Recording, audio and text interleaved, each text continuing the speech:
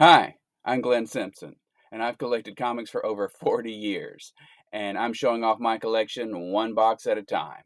Today we're looking at box number 75.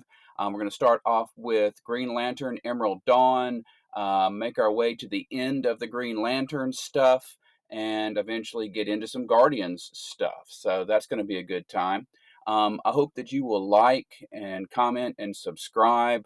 Those things are all really great for the channel and help promote it and just give me a warm feeling inside. So I really appreciate that. But in the meantime, hey, let's get going with box number 75. All right, here we go. We've got Green Lantern Emerald Dawn, the sort of post-crisis retelling of Green Lantern's origin. It would happen a couple of times over time. He's kind of like Superman. They keep retelling it. It actually didn't come around until like '89, so it was, well past the time when Crisis was over. But that's kind of the excuse to be made for retelling it. Written by Jim Owsley, who would later change his name to Christopher Priest, and drawn by Mark Bright, so two African-American artists and writers, for that matter, for what it's worth. This is kind of the first time. So in the original from the late 50s, Hal just kind of gets the ring and has to mostly just figure it out for a while. Here he gets pulled over to Oa and gets trained for a bit before by Kilowog and some things like that before being sent out into the world.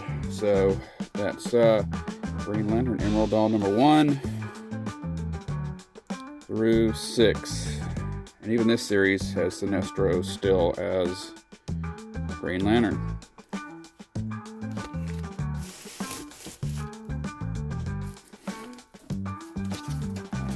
Then we have based on the success of Emerald Dawn, we have Green Lantern Emerald Dawn 2. They're kind of playing up some of Hal's recklessness, and he gets a drunk driving charge and has to spend 90 days in jail. And how does that interfere with his Green Lanterning? That's issue 1. Clearly, it doesn't prevent the trial of Sinestro. I believe this is where, in the old days, the whole thing with Sinestro being kicked out had happened before Hal ever got there. In the new one, Hal is actually responsible for Sinestro getting the boot for being too controlling of his planet and his sector. That's issue 6 of that. Let's see, then we go to Green Lantern Emerald Warriors. Just a third book going on. If we're in the brightest day, then we're probably in 2010, 2011, and October 10, and just another focusing on Hal and Red Lanterns and things like that. Give them another book to do crossovers in. So that's issue 1 through issue 8. I don't think is that Alex Ross? There's some other good painters out there. I don't want to call it without being right, but looks like Alex Ross. Alex Ross-esque, if nothing else. In issue 8.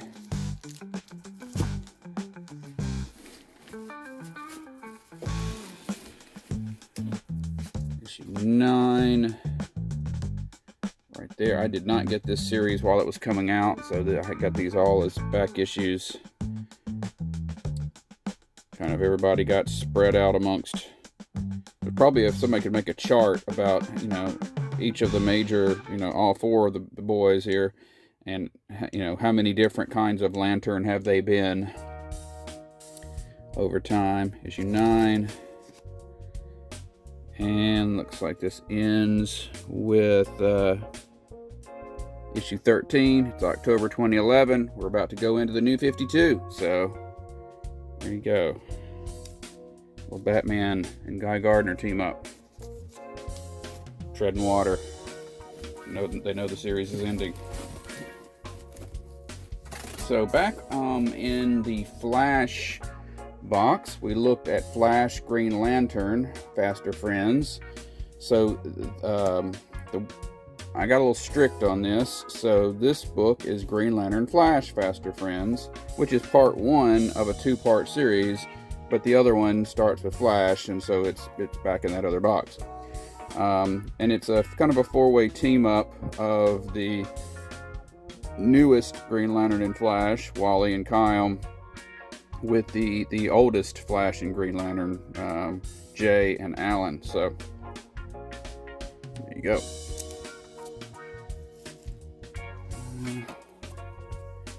Fairly recent one-shot, Green Lantern Fractured Spectrum. Lantern Corps are dealing with the power from the various rings getting out of control. Trying to get a handle on that.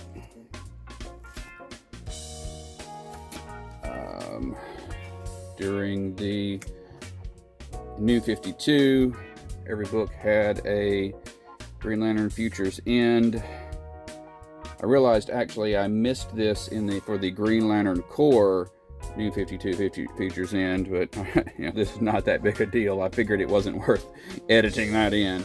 But anyway, this is the one for Green Lantern, and it's got some kind of, it's got the hologram, all that good stuff.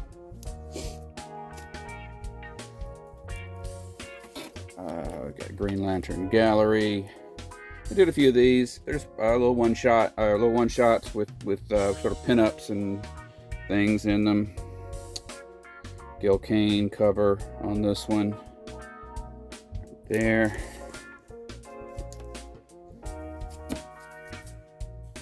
Green Lantern Ganthet's Tale,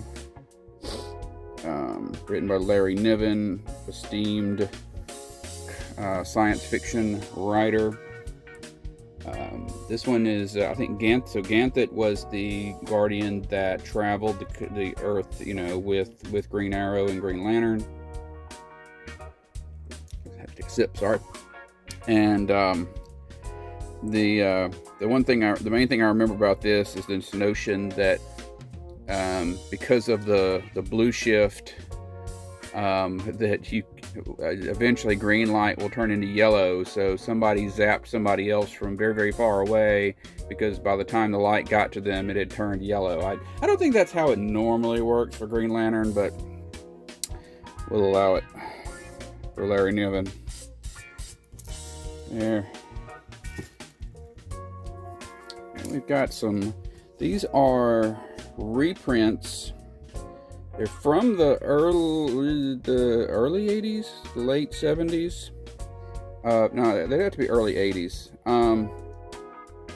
That reprint the Green Lantern, Green Arrow stories from the Green Lantern series and from when it was just a backup in the Flash, the highly acclaimed Green Lantern, Green Arrow series. So Neil Adams doing a lot of this work.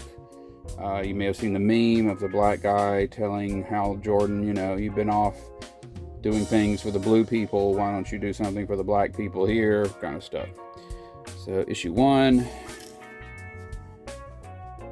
through issue 3, some of these they had to pull panels from the book to do a cover, because the cover was just, if it was in Flash, then there was no, you know, Green Lantern cover to use.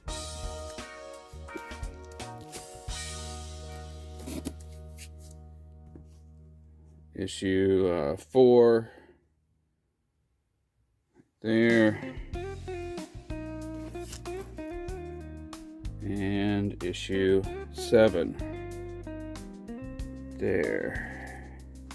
Little imagery, little metaphor there. Kind of hitting you on the head on that one. So we had Green Lantern, Green Arrow, World's Finest Special. It's So set during that period that we just saw, this modern book, you know, the latest Batman Superman World's Finest series takes place in the past of the modern version of the DC universe, and so that universe would have a time when Green Arrow and Green Lantern were doing that traveling and spending a lot of time together, and so this issue is a throwback to that, telling a previously unknown story that has some ramifications on the present, if I remember correctly. Green Lantern and Huckleberry Hound, from when the books were having their Hanna-Barbera crossovers, and the Secret Squirrel bonus story in the back. Let's see, we've got the Green Lantern Larfleeze Christmas special with cover by Gene Ha. And Green Lantern dealing with Larfleeze at Christmas, which is, of course, since he's the ring power of wanting to have everything, Christmas is a kind of a good time for him. Alright, we got Green Lantern Lost Army. So kind of towards the end of, what year was this? Is it on the cover anywhere? August 2015. So we're post Darkest Night, not quite the brightest day. I don't know. They did this whole thing where the Green Lantern Corps got lost in space, if it will, and this is part of that. We saw the Green Lantern Corps. I can't remember the name of the series now off the top of my head. Hang on. Well, anyway, the whole Corps got lost in space, as it were, through issue 6, and they deal with stuff while lost. There. Alright, Green Lantern Mosaic. So if you looked at, we actually talked about this in a couple of videos ago. There was a 4-part storyline where the Guardians kind of pulled together. It was almost like the Marvel Secret Wars battle world. It was all these planets that were smooshed together, or towns from planets that were smooshed together, including one Earth city, and John Stewart and they can't undo it, and John Stewart stays there to kind of manage the relationships and be like the sheriff between all of these alien cultures that are now forced to live together. This is if you liked Grant Morrison's Doom Patrol or the Vertigo Doom Patrol, this is something that you will like, because the aliens are very weird, and the stories are very weird. And unfortunately, you will have to get the singles, because the writer Gerard Jones did some bad things in his life, and so DC will not be reprinting the books that he wrote. So issue 1 through issue 8 there.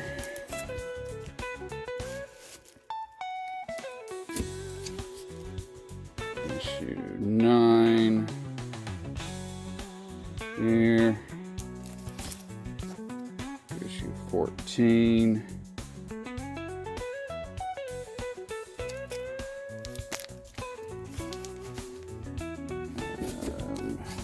Issue 15. There. Through issue 18. John gets kind of made into a Guardian for about 5 minutes. It doesn't last very long. There. And that is the end of that series. And then we have, I don't have all of these. I still got a couple I need to get, but from the, I guess it would have been 2011 Green Lantern movie, Ryan Reynolds movie, that we had some one-shots with some prequel information leading into the movie. So we've got the Abin Sur book from that, and the Knowhere book from that, as well as something else in the middle there, a couple of more in the middle. If you want to see those, just make a comment.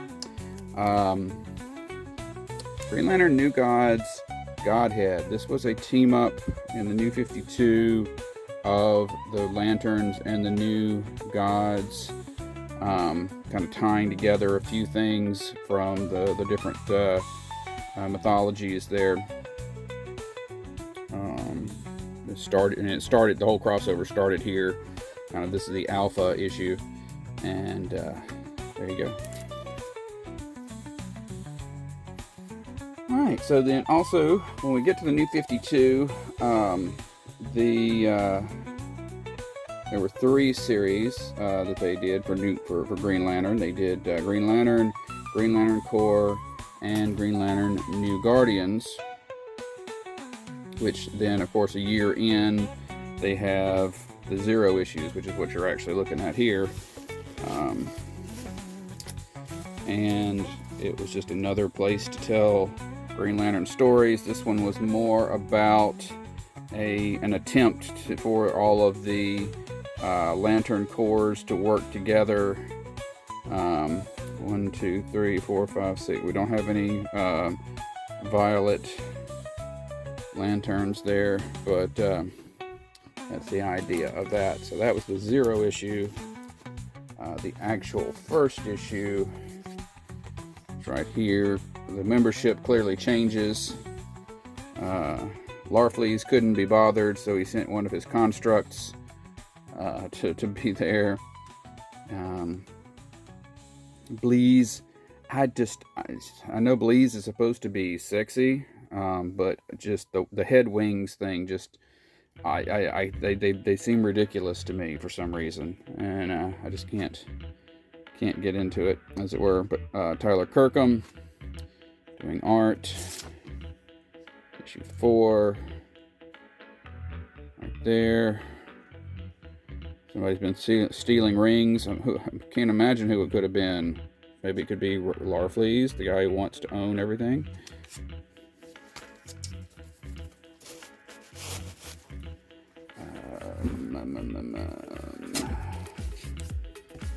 Issue 5 right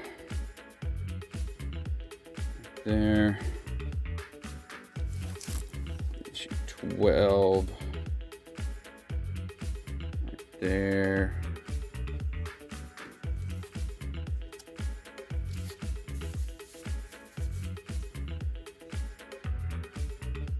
We've got into the rise of the Third Army. As mentioned previously, the Guardians of the Galaxy decide that the Lanterns are not efficient, and so they create another, or 1 or 2 of them or whatever, create this other group of beings, artificial beings, to be the Lanterns. 16 right there.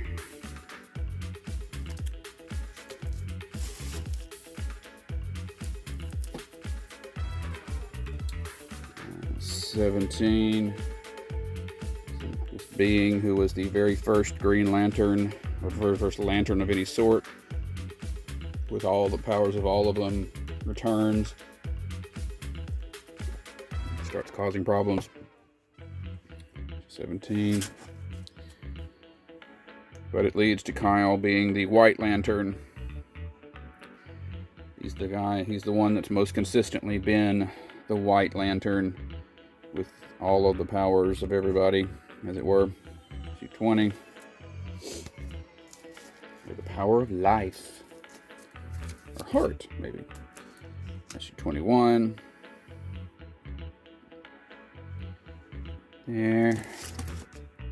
226. There.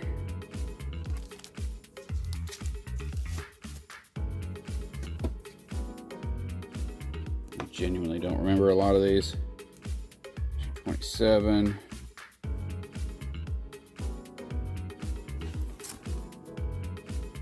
Through 32.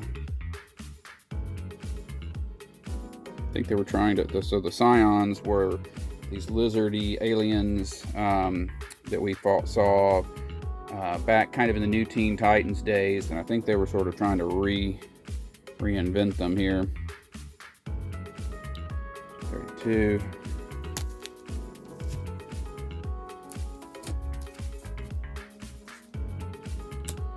$33. There. Can't remember if that's Carol or Fatality, but I do remember Kyle and Carol being out there getting to know each other for a while there. Will they, won't they? They didn't, I don't think. So then we actually get to Godhead, the book we just saw earlier, part of that crossover. Yeah.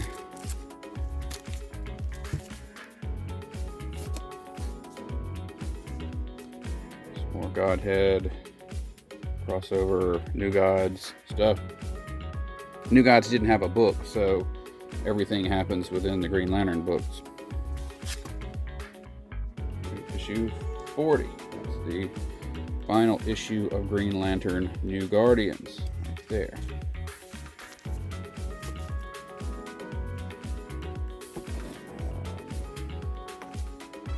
Annuals.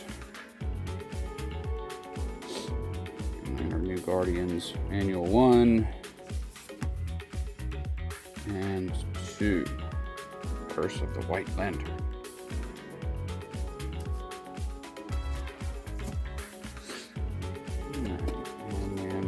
Before, they have Green Lantern New Guardians Futures End hologram. Alright, Green Lantern Our World's at War. During Kyle's time, there was this big crossover with aliens attacking the Earth, and this guy called Imperiex and his forces, and lots of people got one-shots showing how they were doing their part in the fight of Our World's at War. Green Lantern Plastic Man Weapons of Mass Deception.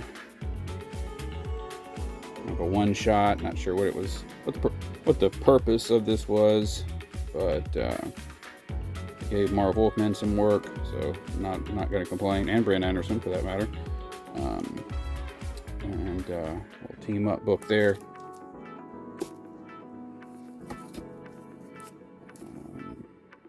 There's also a span where lots of people were getting a plus issue where they teamed up with somebody that didn't have a book. So we have Green Lantern plus the Ray going up against Dr. Polaris. Kyle is the Lantern.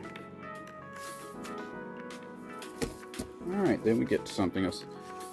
Some significance. Green Lantern Rebirth. So Hal Jordan has been, he was Green Lantern, and he was infected by Parallax and became Parallax and tried to destroy the universe, and they stopped him, and then he came back, and in Final Night he saved the universe, but died in the process, and then his spirit became the Spectre after Jim Corrigan, and so he has been the Spectre for a while, had his own series as the Spectre, but now we're ready for him to return and be Green Lantern again, because we're Jeff Johns and we like the classic heroes.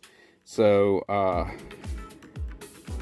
we do Green Lantern Rebirth, which is actually the first sort of rebirth series at DC that features this kind of, bringing back the classic hero. They will do it with They'll do it with the Flash, and then they'll do it kind of with the whole universe later.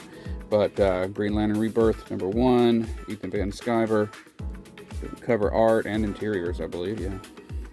Issue 1, issue 6. Getting the group back together, getting the band back together. Let's see. Then, as mentioned, oh, okay. So that was Green Lantern R, if you will. So then we get into Green Lantern S, Green Lanterns. During the Rebirth span, Hal was over in Hal Jordan and the Green Lantern Corps, and Simon Baz and Jessica Cruz are the two main lanterns on Earth, and they are the stars of Green Lanterns. So it's issue 1, more Bleeze, with some big ears this time. Woo. Anyway, issue 8. Some good art though. Really good art. There. Issue 8. I believe Simon and Jessica are sharing a power battery or something like that. Like they're stuck with each other. They have to get along. Phantom Lantern with his ring that is a kind of a culmination of all the other rings or something like that. Issue 9 through issue 16. Is that a... no, that's just a... okay, yeah, that's just a regular with a team up with Batman.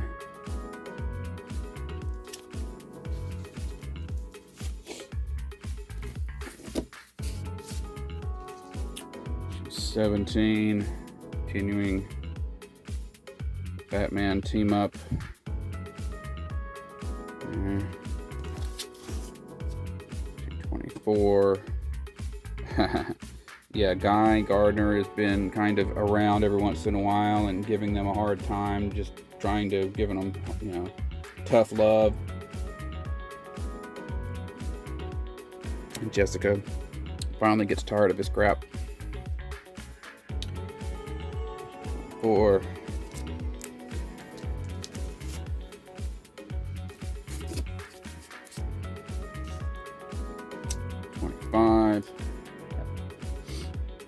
Back to that first lantern from the previous arc. 32.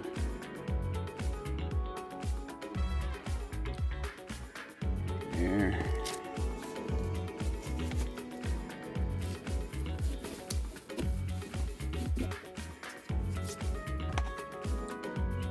Three.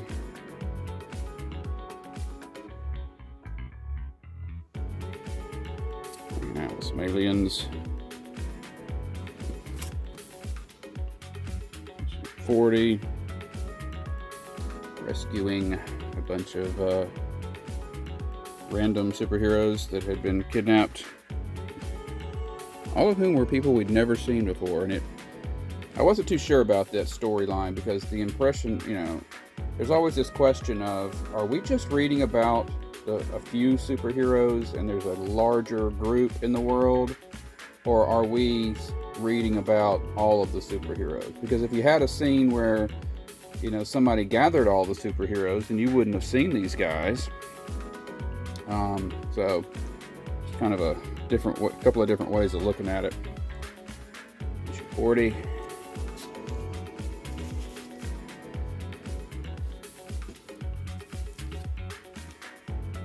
41. Wanted dead or alive. 41. 48.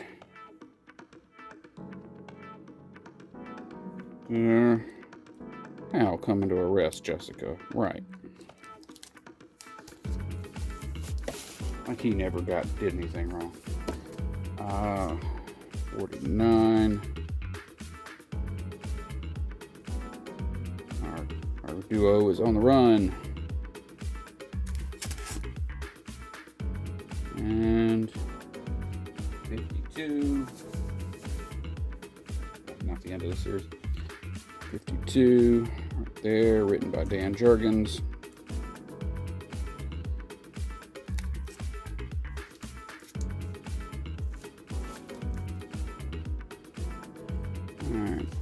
Alright, 53, dealing with some of Simon's backstory there. Oh no, I think that murder of the Guardian thing from the previous issue, that's what they're dealing with there. They think Simon did it.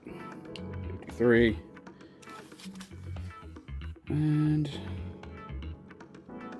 57 is the final issue.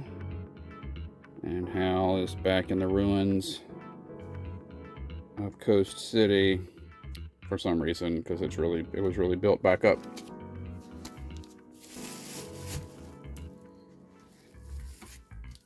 We've got an annual Lanterns Annual 1 there. Like every series in Rebirth, they had a one-shot that started before that series. So Green Lanterns Rebirth there. Kind of led into it.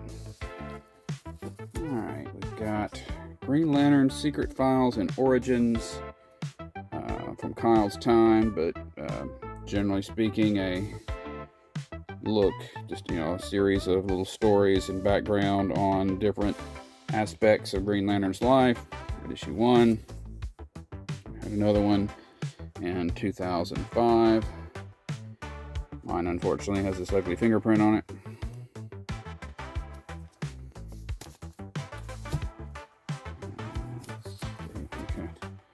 Green Lantern Sentinel, Heart of Darkness. This is the first time that Kyle is teaming up with Alan Scott. There, issue 1 through issue 3. It's a connecting cover. I think this is when she loses her green fire, whatever. And that's why later on he gives her a ring of her own. Green Lantern Sinestro Corps special. So as back when we were, for the longest time, Sinestro was the only one with a yellow ring.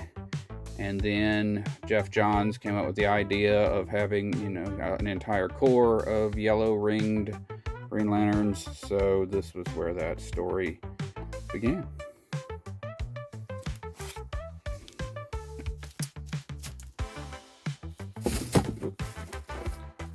And then a little while later, we have this Green Lantern Sinestro Corps, Secret Files and Origins. Again, more just little bios and short stories and things like that.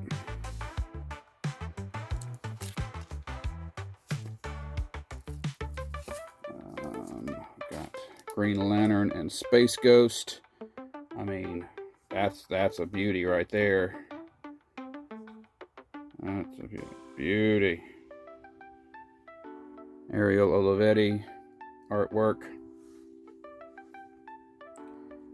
Teaming up with that Hanna-Barbera character. From John Stewart's span, or towards the, the main Lantern era is John Stewart. Written by Jim Owsley, who would go on to become Chris Priest. This was all about the apartheid in South Africa. And Green Lantern's attempts to do something about that.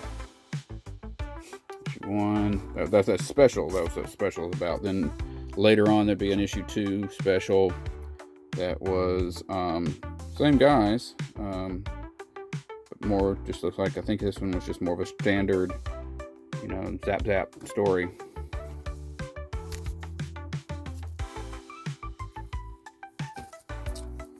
We have Green Lantern, the new Corps.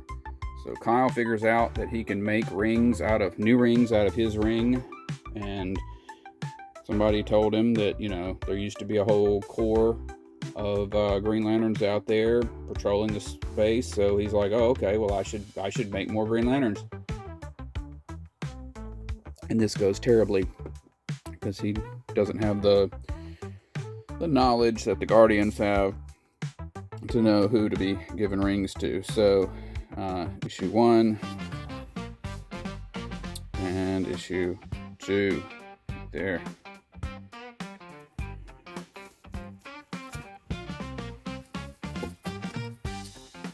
Green Lantern 3D. So Kyle and Jade fighting Dr. Light, and it's all in 3D, so you need those red and green 3D glasses to read the book.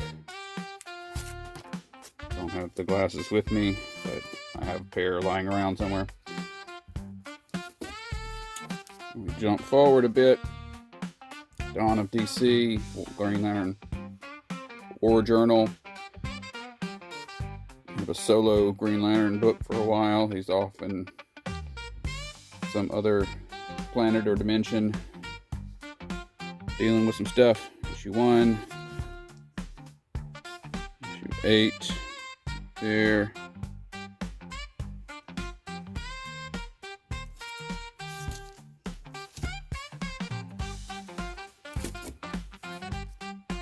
Issue 9. So part of what happens here is which leads into the current Green Lantern Corps series is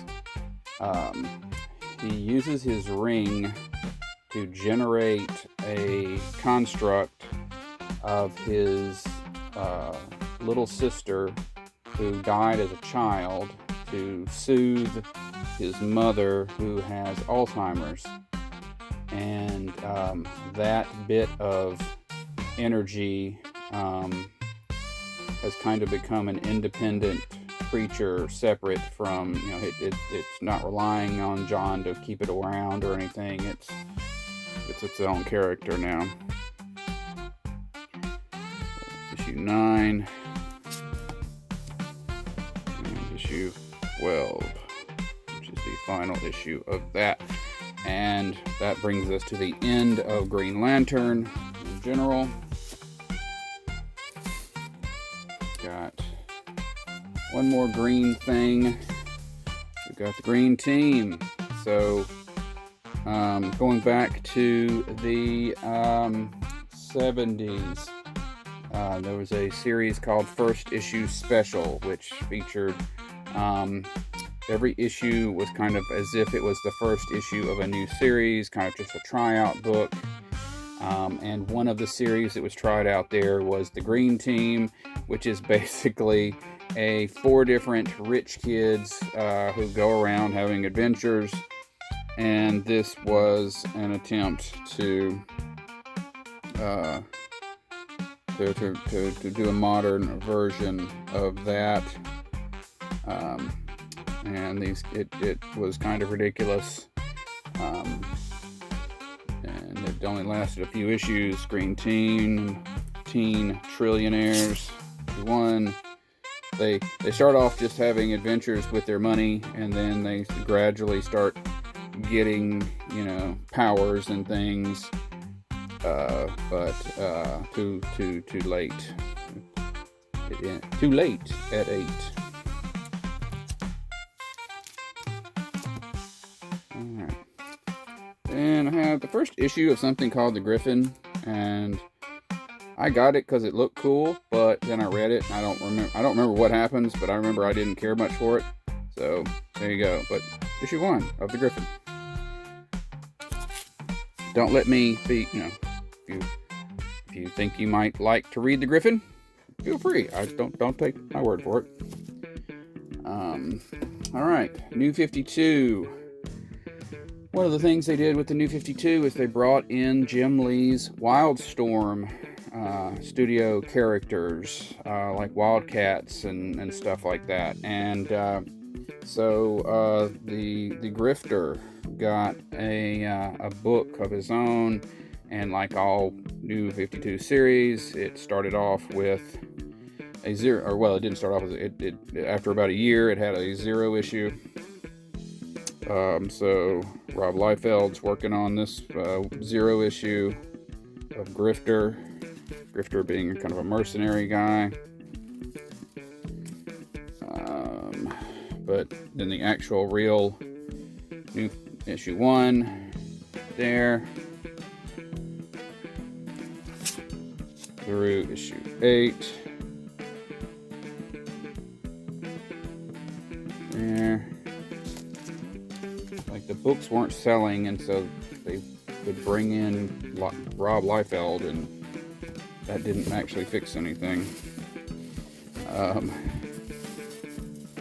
Issue 9 there, through 16.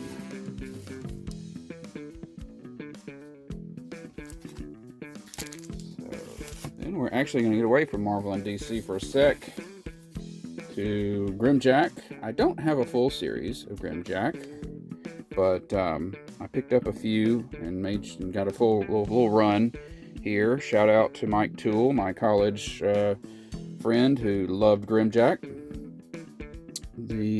I've got issue 76, and that runs through. I've got through 81. That might be the last issue, though. I'm not sure about that.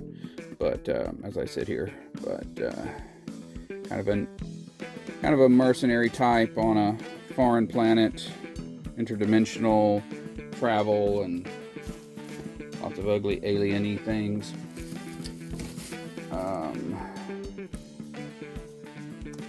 Guardians number 1. This seemed to be okay. So Mattel, I think Mattel came out with the ROM toy in the 70s, and DC or Marvel got the rights to create a ROM comic. So then they filled out the toy didn't have any background. He didn't have a story. He was just a toy. And so they created the whole backstory of who ROM was. And then when Marvel lost the rights, they lost the rights to use ROM in anything, but they didn't lose the rights to use any of the other stuff that they had created. So they basically, this is one of the series where they kind of take that whole mythology that was created for ROM, and without mentioning ROM, they did a little mini-series. So issue 1 through issue 5 right there.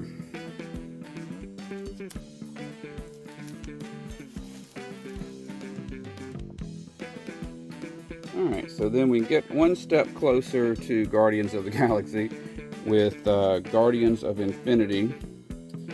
So this is a series that was kind of a team up.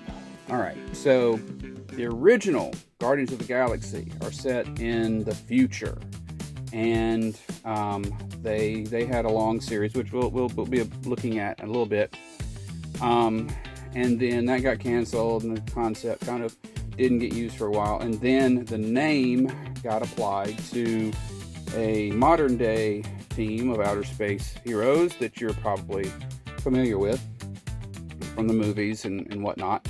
And so the implication here is that there have been several Guardians of the Galaxy teams over time, and so they are teaming up in various ways, members from each group, and having a time-swept adventure in issue 1,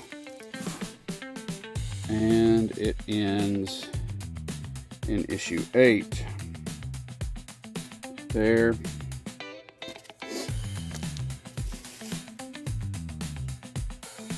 then during the Secret Wars period, we had Guardians of Knowhere. Knowhere is the classic, the head of the dead Celestial, as seen, especially in the movie Guardians of the Galaxy 3, and that the Guardians kind of live on.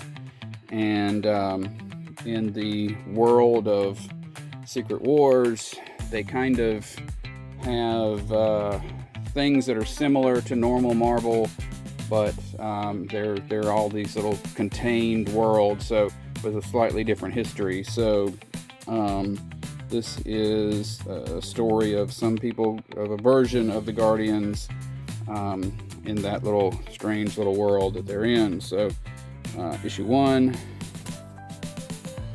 through issue 4 of that. Now you're like, surely we must be at Guardians of the Galaxy, right? No, because first we gotta jump back to DC. Guardians of Metropolis. So this is a story of this is the Guardian. He is a clone of a 1940s hero by the same name, and the reason he's a clone is that there is a sort of underground lab called Cadmus that does a lot of cloning. They cloned some scientists who there was the Newsboy Legion, who had adventures in the 1940s, and then they grew up to work for Cadmus, and they cloned themselves. So now there's a new Newsboy Legion that are clones of their older selves, and they all fight. Sort of, they're tied in with the New Gods because they're all kind of Jack Kirby creations. Started off that way, or very highly tied to him. So they're tied into that. I believe this is Happerstein, and as of this recording, Happerstein is the guy from the latest Superman movie with the glasses and the funny hair, who also showed up in Peacemaker. For those who watched that series and remember that. So anyway, and so this is kind of these groups having an adventure. Issue 1. With the Guardian going up against the female Furies here in issue 4.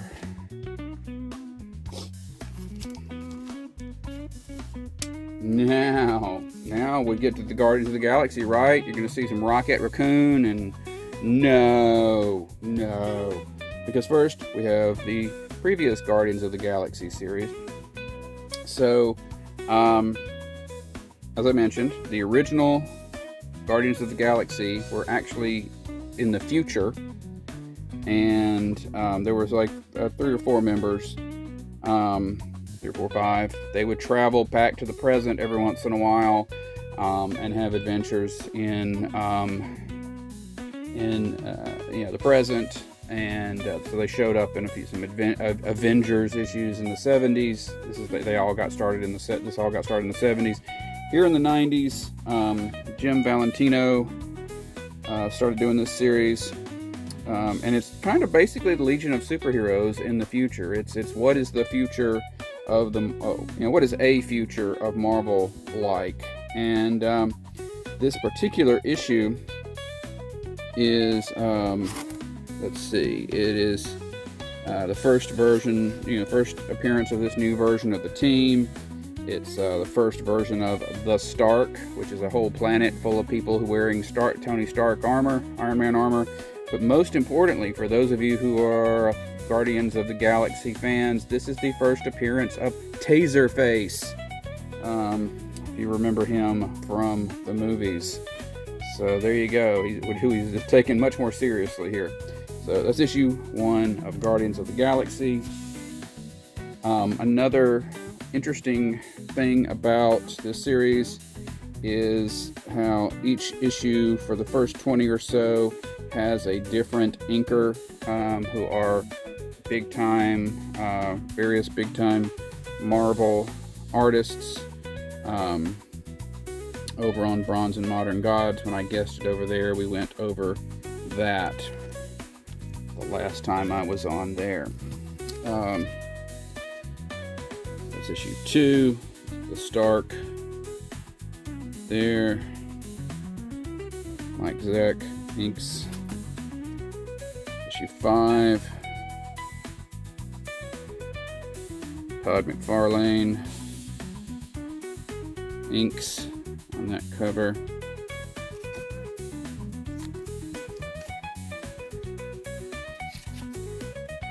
Issue 6. Joe Rubenstein inks on that. We're not going to go over each one, but just the ones that are showing. Issue 10. Jim Lee inks on the cover. There.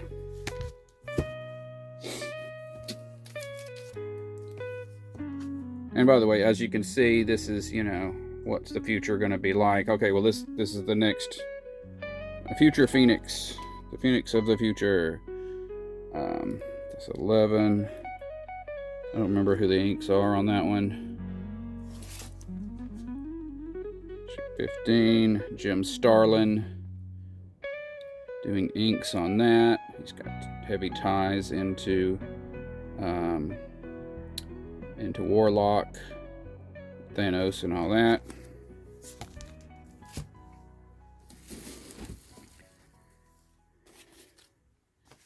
Issue 16 there, without a clearly written inker, clearly designated. I like his suit, very Mon-El. And issue 20, Danny Bulanati. See, Vance Astro has been trapped in that. He's still here. He's been trapped in that suit. He couldn't leave the suit. He would because he's actually from our time, and he would age quickly if he was not in his suit. And then they fix that, and so he gets to take the suit off, and so that's really cool that he gets to be free to go to the bathroom and all that good stuff. 20. Anyway, that's the end of this box.